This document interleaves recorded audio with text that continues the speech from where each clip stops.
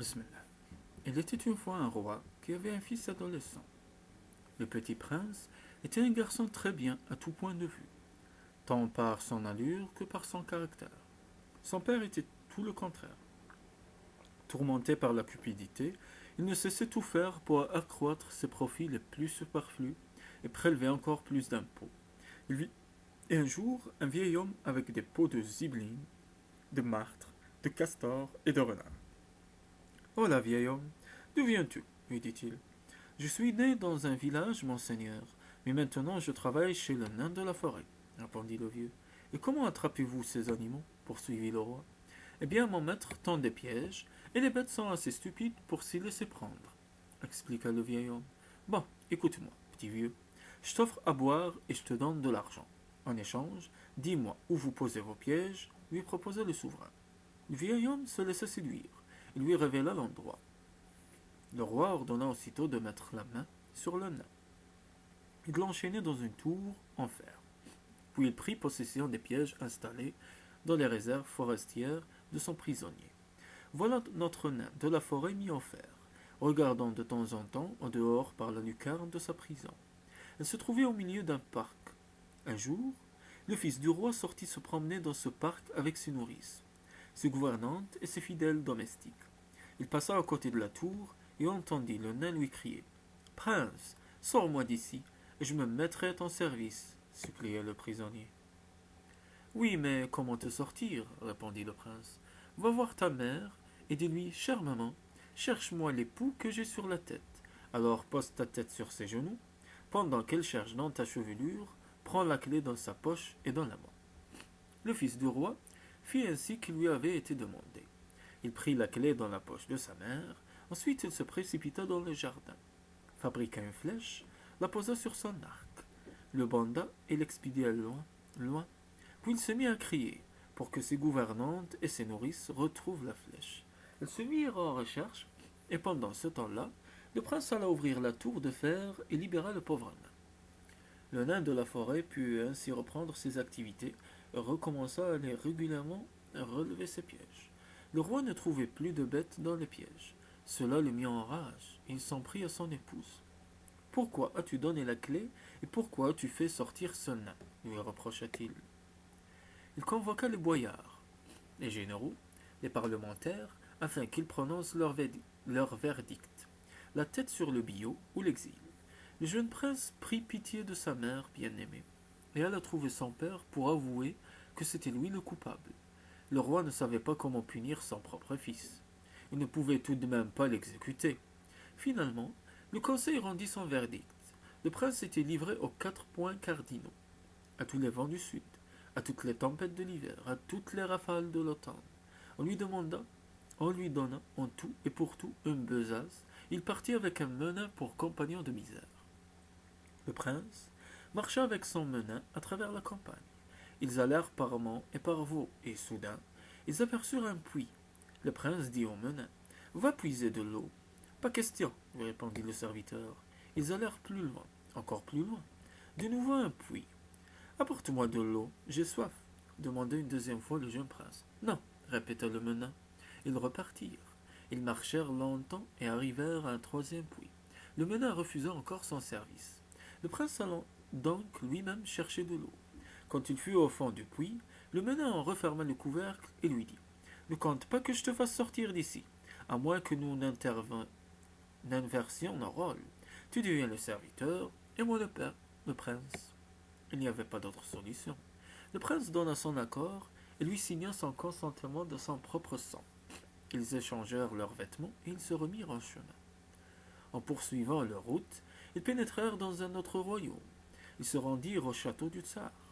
Le menin entra bien sûr le premier, suivi par le prince.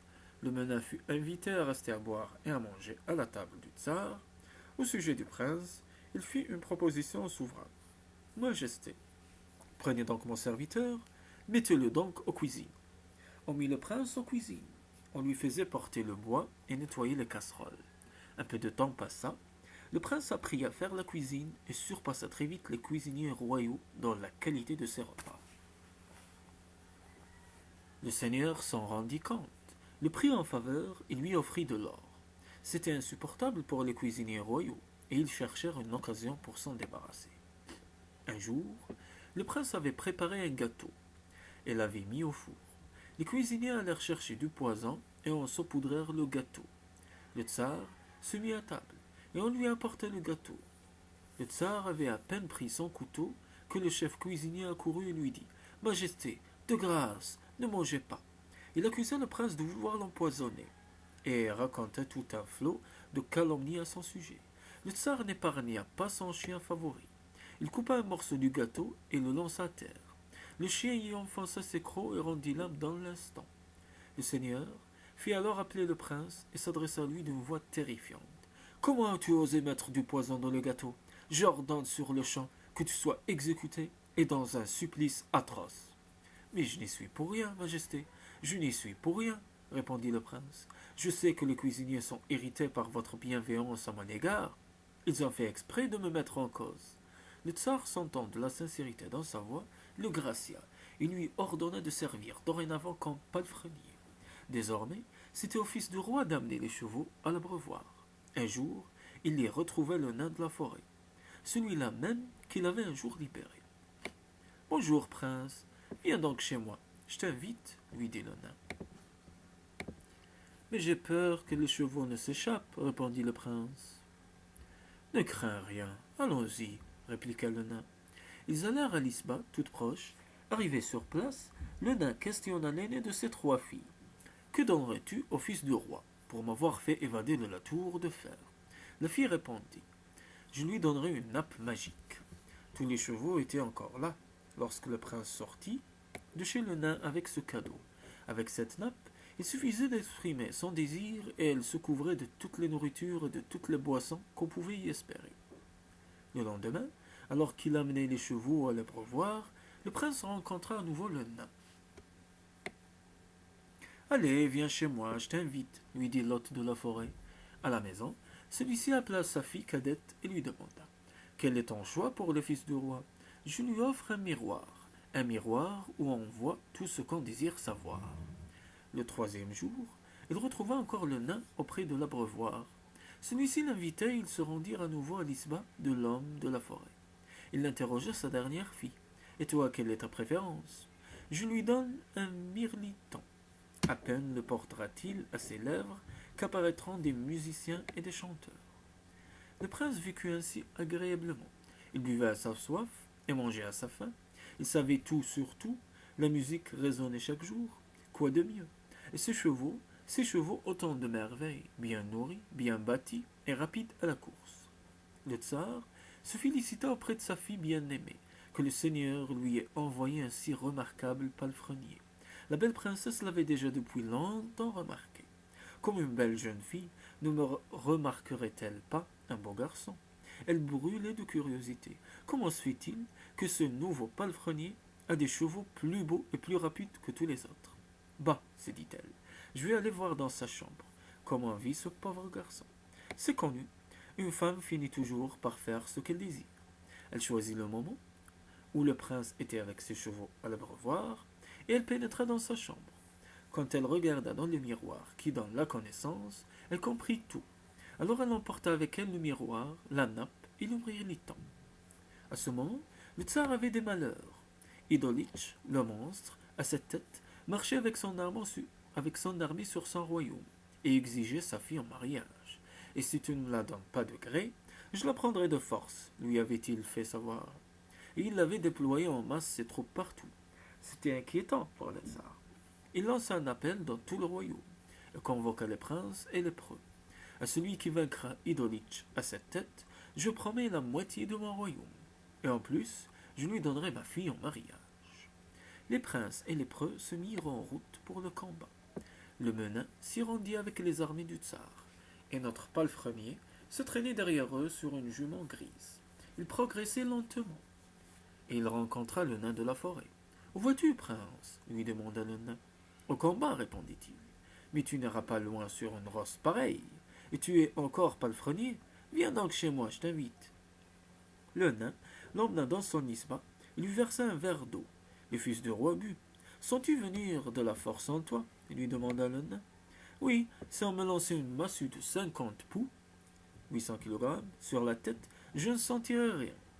Le nain lui servit un deuxième verre. Et maintenant, as-tu plus de force? Oui, une massue de 100 poux. Je la lancerai au-dessus du nuage. Il lui versa un troisième verre. Et maintenant, quelle est ta force? S'il y avait un pieu de la terre jusqu'au ciel, je le prendrais et d'un geste, je renverserais l'univers. Le nain tira de l'eau d'un autre tonneau et le donna au prince. Il le but et sa force fut alors réduite au septième. Après cela, le nain sortit sur le seuil de son isba et poussa un sifflement strident. D'on ne sait où, arriva un galop d'un cheval noir luisant. La terre trembla. De ses naseaux sortaient des flammes, de ses oreilles des colonnes de fumée. De dessous ses sabots jaillissaient des étincelles. Il arriva jusqu'à la porte et se mit à genoux. Voilà ton cheval, dit le nain au prince. Il lui donna aussi une massue de guerre et un fouet de soie. Le fils du roi partit sur son moro combattre les ennemis. Il aperçut alors son menin, qui était grimpé en haut d'un bouleau et qui tremblait de peur. Il donna un coup de cravache et s'élança sur l'ennemi. Il anéantit une masse de combattants avec son épée, en écrasa encore plus sous les sabots de son cheval, et finalement, il trancha les 7 têtes d'Idolich. Grâce au miroir qu'elle avait dérobé, la fille du tsar savait déjà tout cela, car elle n'avait pas pu s'empêcher de lui demander à qui elle serait promise. Elle se précipita à la rencontre du vainqueur et lui demanda: Comment dois-je te remercier?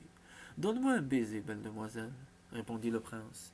La fille du tsar, sans honte, le serra contre son cœur ardent et lui donna un baiser si bruyant qu'il résonna dans toute la plaine et que l'armée entière l'entendit. Le fils du roi et prendra son cheval et fila. Il retourna s'installer dans sa chambre comme s'il n'avait pas participé au combat. De son côté, le menin se vantait et racontait à tout le monde: C'est moi qui ai vaincu Idolich, c'est moi qui ai vaincu Idolich. Le tsar le prit en grande estime, le fiança à sa fille et ordonna une fête. Seulement la fille du tsar n'était pas sotte. Elle déclara soudain qu'elle avait mal à la tête et que son cœur allait défaillir. Le futur gendre du tsar ne savait plus que faire. Cher beau-père, dit-il au tsar, donne-moi un navire. Je vais aller chercher un médicament pour ma fiancée. Ordonne au palefrenier de venir avec moi. Je suis tellement habitué à lui. Le tsar l'écouta, lui donna un navire et lui confia son palefrenier. Les voilà partis. Ils voguèrent ici et là. Le menin ordonna de coudre un sac, d'y mettre le palefrenier et de le jeter à l'eau. La fille du tsar regardait souvent dans le miroir. Elle vit qu'un malheur allait arriver. Elle s'installa dans son carrosse et se précipita vers la mer. Le nain de la forêt était là sur le rivage, qui cousait un filet de pêche. Paysan, lui dit-elle, soulage mon chagrin. Le méchant menin a jeté le fils du roi à la mer. Volontiers, belle demoiselle, mon filet est justement prêt. Je te le donne. Prends-le entre tes blanches menottes. La princesse lança le filet, qui se déploya jusque dans la mer profonde. Elle repêcha le fils du roi et l'emmena avec elle. De retour au château, elle raconta tout à son père. La fête du mariage fut aussitôt célébrée. Chez le tsar, pas besoin de faire fermenter le miel, pas besoin de distiller le vin. Il y avait tout à discrétion. C'est alors que le menin fut de retour. Après avoir acheté plusieurs drogues, dès qu'il pénétra dans le palais, on mit la main sur lui. Il s'agenouilla en implorant, mais il était trop tard. Sur le champ, il eut droit au gibet. Le mariage de la fille du tsar fut plein de gaieté. Toutes les tavernes et toutes les auberges furent ouvertes pendant une semaine pour les pauvres gens. J'y suis allé, j'ai bu l'hydromel, dans la bouche rien, dans les moustaches plein.